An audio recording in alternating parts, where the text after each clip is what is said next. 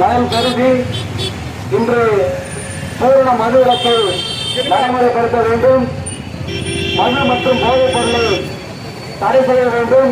அதனை தமிழக அளவில் பயன்படுத்தக்கூடிய அளவில் இருக்கக்கூடிய செயலை முழுவதும் முற்றிலும் ஒழிக்க வேண்டும் என்ற ஒற்றை தீர்மானம் அமைப்பாளர் மாநாட்டினுடைய ஒருங்கிணைப்பாளர் மாவட்ட மகளிர் துணை அமைப்பாளர் கோமதி அவர்கள் தலைமையில் இன்று கரூர் மாவட்டம் முழுவதும் இன்று விழிப்புணர்வு பிரச்சாரம் மற்றும் பேரணி நடைபெற்றுக் கொண்டிருக்கிறது.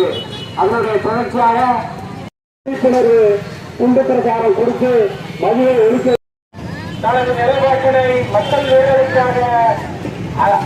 விடுதலைக்காக ஒழுங்கி ஒழித்த குரலாக ஜனநாயக கட்சியின் சக்திகளுக்கு அதிர்வலைகளை ஏற்படுத்த நகரில் பொறிக்கப்பட்டுள்ளது.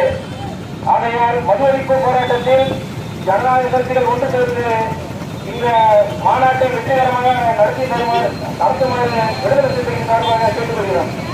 கிட்டத்தட்ட 8 பேருக்கு அவர்களுடைய மன நிலையில் மிகவும் பாதிக்கப்பட்டு இந்த வாழ்க்கைக்கால் எதுவும் வேதனையோடு வாழ்ந்து கொண்டிருக்கிறார்கள். இதற்காக எழுத்து தலைவர்கள் அன்று அசோக சக்கரவர்த்தி கலைஞர் போது லட்ச நிலங்களை வென்று அந்த நிலையில் ஒரு